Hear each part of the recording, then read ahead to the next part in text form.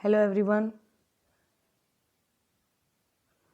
From today we will start a MCQ session of biology in which we cover all syllabus of biology which comes in STET, CTET, SuperTET, any kind of your TET. We will do this whole syllabus in the form of MCQs. Okay?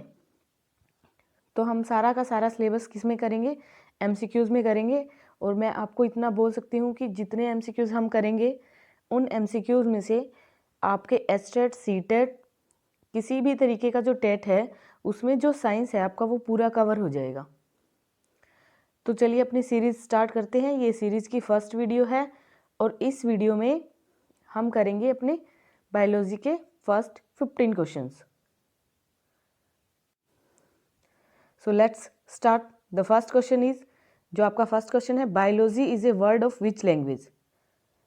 In the first question हमें ये बताना है biology किस भाषा का शब्द है। Biology is a word of Latin, Greek, French, none of this. तो बायोलॉजी किस भाषा का शब्द है? ग्रीक। तो आपका ऑप्शन नंबर बी करेक्ट हो जाएगा फर्स्ट क्वेश्चन के लिए।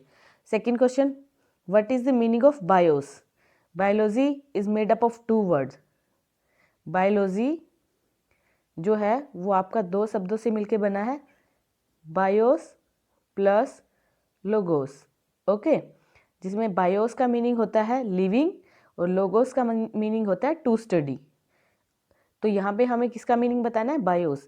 तो आपका option number a living correct हो जाएगा। चलिए नेक्स्ट क्वेश्चन, थर्ड क्वेश्चन। तीसरे क्वेश्चन में आपको क्या बताना है? What is the smallest unit of living organism.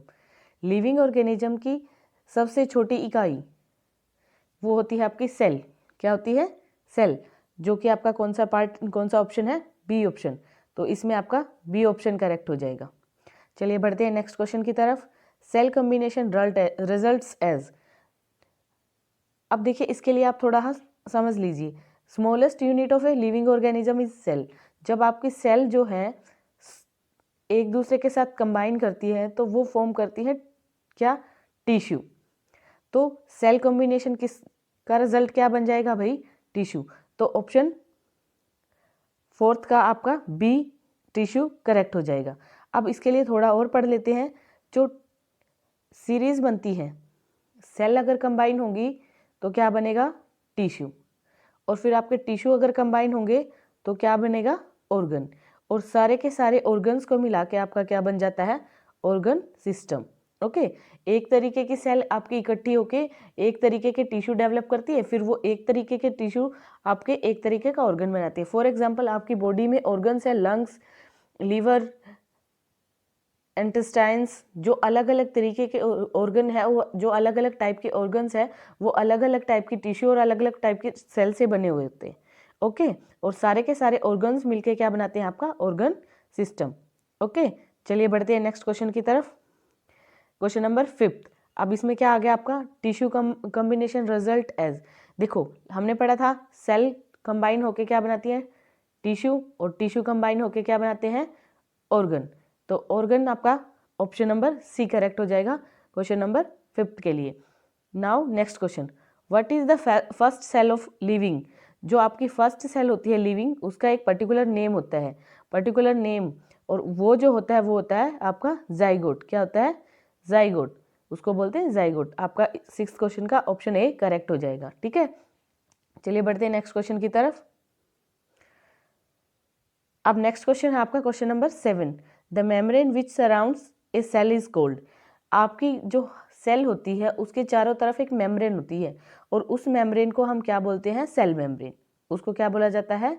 Cell membrane. उसको हम बोलते हैं सेल मेम्ब्रेन। तो यहाँ पे हमें उसी मेम्ब्रेन का नाम बताना है और उसका नाम हो जाएगा सेल मेम्ब्रेन। तो आपका क्वेश्चन नंबर 7 के लिए ऑप्शन नंबर सी करेक्ट हो जाएगा। ओके, चलिए बढ़ते हैं नेक्स्ट क्वेश्चन की तरफ। Question number 8, name the part contained in cell. अब देखिए सेल के अंदर आपका, आप लोगों ने पढ़ा भी होगा आपकी अर्लियर क्लासेस, जैसे 6th 7th 8th में आ जाती है आपकी सेल। तो सेल के अंदर क्या होता है? आपका एक न्यूक्लियस होता है, सेंटर में न्यूक्लियस होता है और सेल के अंदर कुछ सॉलिड और कुछ लिक्विड पार्टिकल्स होते हैं, जो ये सारे का सारा कॉम्बिनेशन होता है लिक्विड प्लस सॉलिड प्लस आपका जो न्यूक्लियस होता है, ये सब मिला के क्या बन जाता है, प्रोटोप्लाज्म। इसको सारे को मिला के क्या बोला जाता है, प्रोटोप्लाज्म। इसको सारे को मिला के हम बोलते हैं प्रोटोप्लाज्म। तो सेल के अंदर जितना भी पोर्शन कंटेंट होता है उसका एक पर्टिकुलर नेम होता है and that is called protoplasm. Okay, so option number B correct हो जाएगा आपका क्वेश्चन नंबर 8 के लिए। चलिए बढ़ते अपने नेक्स्ट क्वेश्चन की तरफ। The question number 9th, name of the liquid part of protoplasm. अभी हमने पढ़ा जो सेल के अंदर है लिक्विड, सॉलिड और न्यूक्लियस होते हैं। तो जो लिक्विड पार्ट होता है उसके लिए एक पर्टिकुलर अलग नेम होता है आपका, और जो सॉलिड पार्ट होता है उसका एक अलग पर्टिकुलर नेम होता है। तो जो लिक्विड पार्ट होता है भाई उसका नेम हमारे यहाँ क्या होता है, साइटोप्लाज्म। क्या होता है, साइटोप्लाज्म। अब देखिए, जब भी आपकी बायोलॉजी में आप एक वर्ड सुनेंगे साइटो, क्या सुनेंगे, cyto. This word is always used for cell. ये जो वर्ड होता है ये हमेशा सेल के लिए यूज किया जाता है। और प्लाज्म जो होता है वो होता है आपके पास यूज लिक्विड के लिए। ओके, अब जब सेल और प्लाज्म दोनों कंबाइन करते हैं तो it will become cytoplasm. So cyto means cell, plasm means liquid. Cell के अंदर जो लिक्विड पार्ट होता है वो क्या बन गया आपका, cytoplasm. Clear to all? Okay, now we will move on the next question. चलिए बढ़ते हैं अपने नेक्स्ट क्वेश्चन की तरफ। Name the solid part of protoplasm. अभी हमने पढ़ा था सेल के अंदर लिक्विड और सॉलिड दो पार्ट होते हैं।